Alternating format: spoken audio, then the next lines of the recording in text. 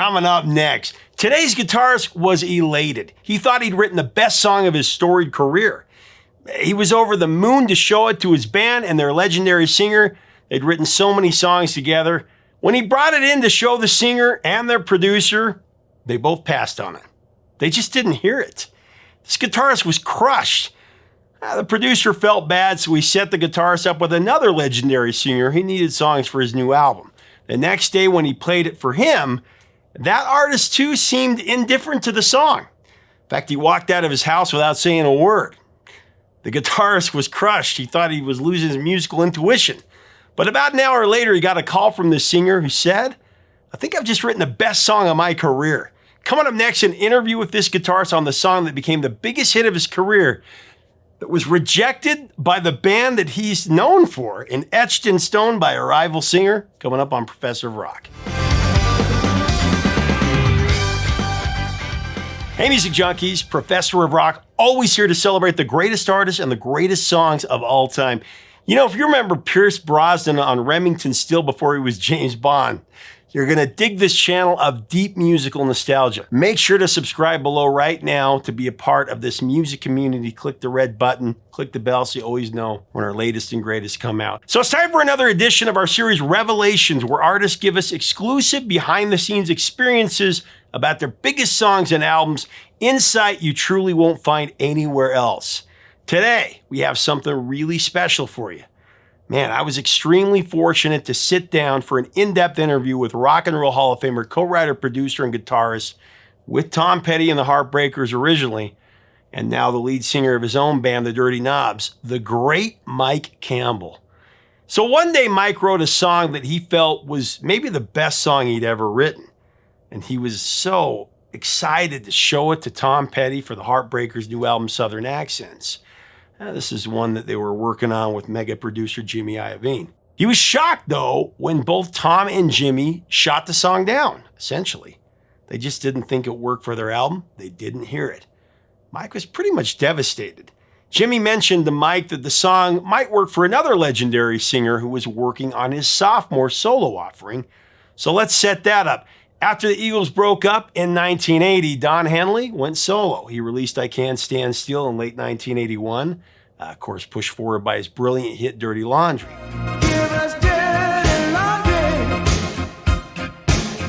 As he prepared to release his second album, Building the Perfect Beast, he was looking for a killer song. So the next day, Jimmy set up a meeting between Mike Campbell and Don Henley. In fact, Mike played Don his song in his own home, and to his surprise, Don seemed to have the same reaction that Tom Petty had days before. He was indifferent to it. Don Henley left Mike's house, and once again, Mike was just perplexed. Was he losing his musical intuition? He thought he had a hit. Well, about an hour later, Mike's phone rang. Remember, this was in the early 80s, so no cell phones. So Mike picked up. It was Don Henley. He said, "Mike, I think I just wrote the best song of my career." As we go into this interview about the Boys of Summer and Mike's other collaboration with Don, I want to thank our sponsor, Zenni Eyewear. My only choice for glasses. With Zenni, it's really simple. Actually, it's very simple. If you need or want a new pair of glasses or frames, for up to 80% off regular retail prices, click on our info button right here. Here's Mike Campbell. Hey, Professor, nice to meet you.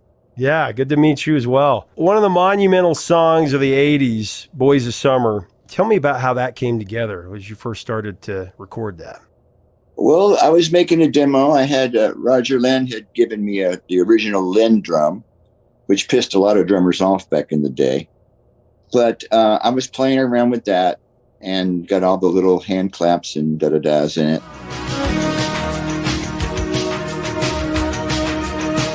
Just one night, just goofing around. And then I also had borrowed Benmont's OBX synthesizer. And I came up with the chords on that to go with this drum beat. And then put some guitars on it.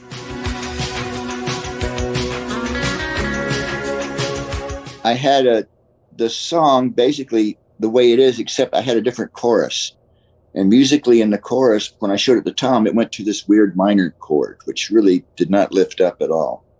And I remember Jimmy and Tom were listening to it, and they go, that part sounds kind of jazzy. And I said, yeah, you're right. So they passed on it.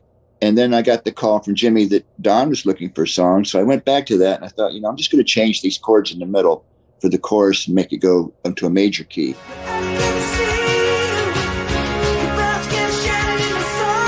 And, he just was inspired by it and came up with that great song. Once again, there I was, the right place at the right time, You said that when Don listened to it, kind of put his head down, and he didn't know for sure what he was thinking. He's like this. Didn't tap his foot, didn't nod his head, anything. I thought he hated it. And again, at the end, he goes, okay, thank you. And then I left. And then he called me and said, I think I got the best song I've ever written. I go, really? He said, let me hear it. So that's the way he is. He doesn't give it up. Yeah. When he listened to it, you guys immediately went in and recorded it, as I understand it. Don changed the key. Well, there's another example of the demo was just really good, and we had to recreate the demo, which is just always really hard to do. But we did it, the whole song, all the overdubs and everything. And then he came in and said, okay, I want to change the key. And I was like, oh, God, I got to do this all over again, But he was right, because there was some timbre in his voice in the higher key that really put some passion into it. So we kept working on it, changed the key, and redid all the instruments. And it was really exciting when we went and mastered that song. And it almost didn't happen. The tape was peeling off at the mastering lab as it was going by. I said, stop! The tape is ruined, and they glued it back on and got it to go through. And so it was kind of a miracle that we were able to get that finished. And we were just jumping up and down. We thought we had something good. Well, there was another point before that where it almost didn't happen, right? The Lynn drum during the recreation of the demo, that stupid drum had back in the day, you would save your program onto a little cassette, which was kind of dodgy. And so I had my thing on there, and I went down to the studio, and Don and them are all there. And I pushed play, and it said error, poof, gone in the air, and it was pretty intricate arrangement. And I don't think I could have done it again, really. Maybe I could have, but it would have been really incredibly hard. And I'm sitting out there by myself on the floor. Please, God, please load, please load. And finally it went, loaded. I said, okay, record this right now before it breaks, So we did get it on the tape.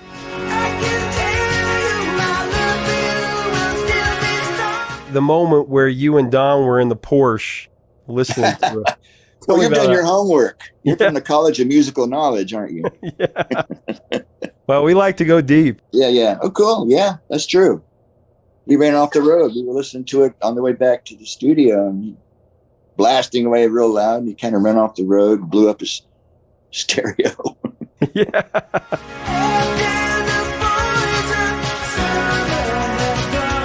Some of the stuff in the 80s could sound a little outdated because of some of the production and everything like that. That's a song that still sounds so fresh.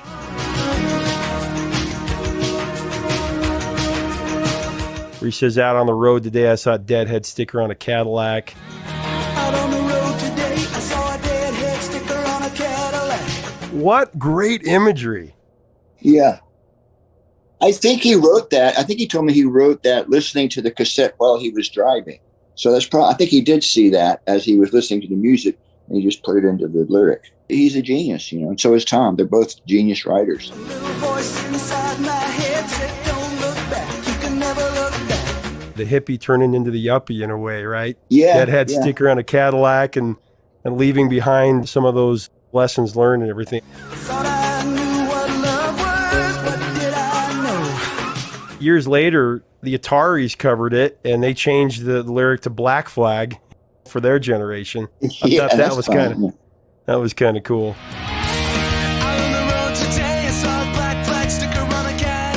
Yeah, Boys of Summer is a magical moment. I mean, I don't know how that happened. We captured some magic out of the air. The Genie in a Bottle came out that day, and we got a great spiritual musical track, and Don came through with a great vocal.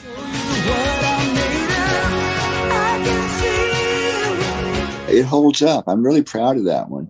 And I knew it was good when it came out. The day it came out, KLOS played it 3 times in a row, which they never do. And I thought, okay, I think this was going to do okay. Yeah, and it did. It went to the top 5. I think there's a lot of luck involved in songs like that. You can't plan that. They just, magic happens when it happens for whatever reason. And if you're blessed to experience it, then you're lucky. Yeah, lightning in a bottle for sure.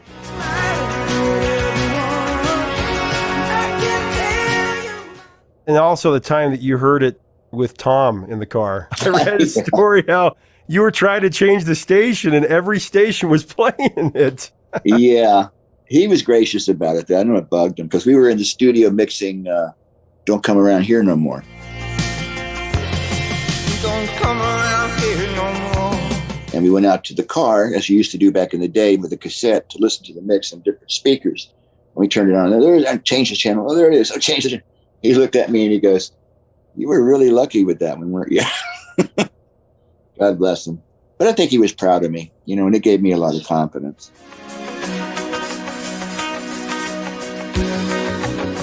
I always wonder, though, what it would have sounded like, what song it would have been had Tom cut it. Yeah, we'll never know. We'll never know. It would have been good, but it would have been way different.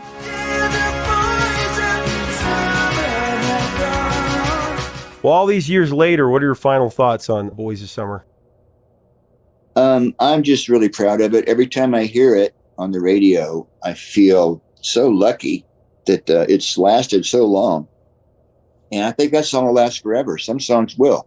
They'll last forever, And it was also financially very good timing for me at the time. I was in some trouble, and that song pulled me out of it. So I'm very close to that song, and I am really appreciative that I had a chance to do that. Let's talk about another one of the greatest songs of all time that I think will last forever. A song really about forgiveness, The Heart of the Matter, written with Don and the great J.D. Souther. I got the call today, didn't want to hear. And produced with Don and Danny Korchmar. How did it come to you? It was first thing in the morning. I crawled out of bed and I had a guitar. And I liked this chord, which I had learned from Bob Dylan. And so I just mindlessly went,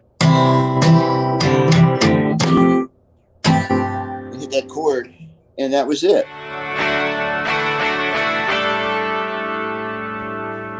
That's a good sketch. And then I took it in the studio and fleshed it out a little bit. It's pretty simple musically too. It just, 3 or 4 chords. What are these voices outside love's open door? It's a really strong lyric. Don really came through on that one. And I heard that song once at the Forum when I went to see Don on a solo tour, and he did that song, and the whole Forum sang along.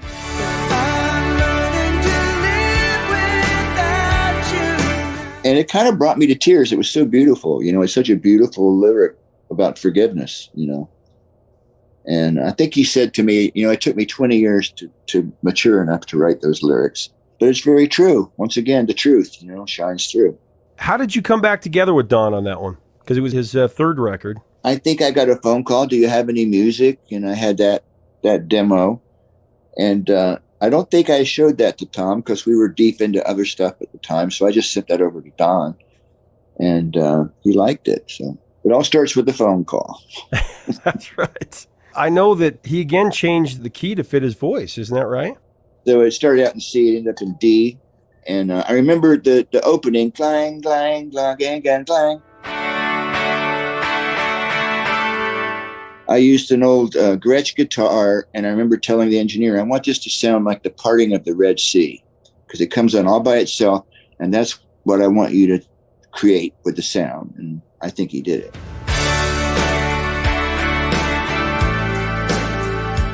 I didn't know that. Well, I just remembered that the other day, so I thought I'd share that with you. You both went in and basically recreated the demo. What was your first reaction when you heard Don's lyrics? Well, I'm always just kind of stunned. Like, it's just such a compliment, because when you write any kind of music or any kind of art, you're always hoping to inspire somebody or that they're going to like it, or it's going to, make them feel a certain way. When you have this piece of little baby that you created and you give it to them and they listen to it and they come back and give it to you and enhance it so much beyond what you could have done, it's a very spiritual feeling. It's a lot of a very loving, a gracious feeling, and almost it's very emotional actually when it's that good.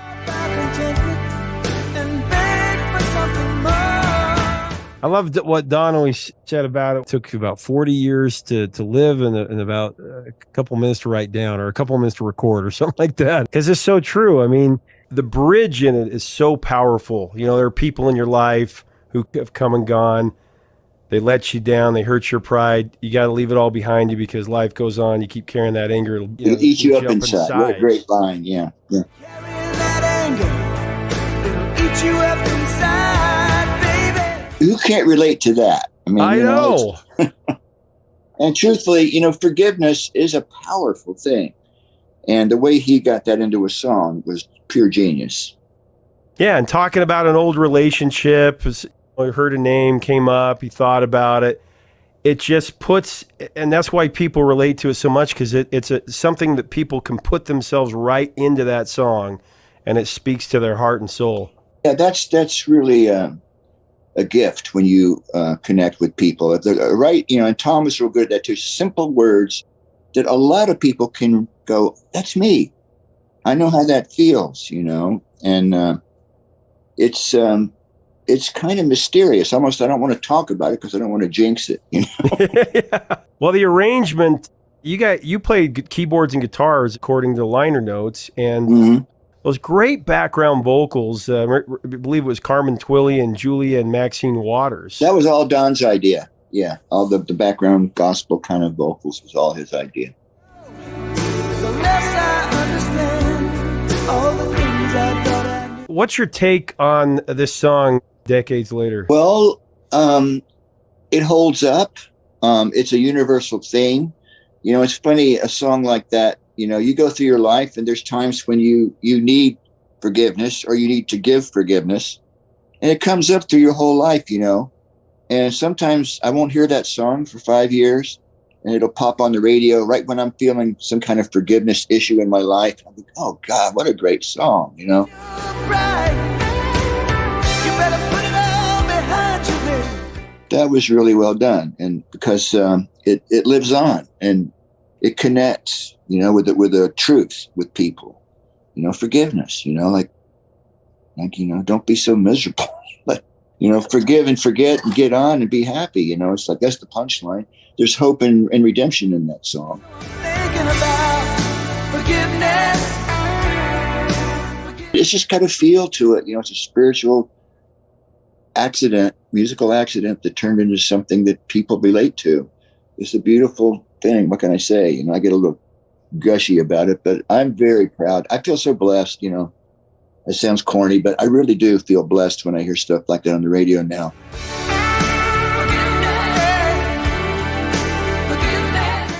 That song and Boys of Summer too, they're like movies. They're like films. There's characters that you can see it, in your mind as the music goes by. It's like there's visual undertones to it, and he's real good at that. I've been trying to get down to the heart of the matter. Much appreciated, and it was a great interview. You asked really good questions, a lot deeper than I usually go, but I was really enjoyable, so thank you. Leave us a comment about this Don Henley classic, Boys of Summer. What are your memories of this song? What a great song, one of the best out there. Man, I think this is one of the funniest stories in rock history. I love telling this story to other people. Mike Campbell, let's talk about him. Let's talk about Tom Petty, Don Henley, three of the greats. If you like our content, we invite you to subscribe below. We'd love to have you as part of our community. Until next time, 3 chords and the truth, my friends.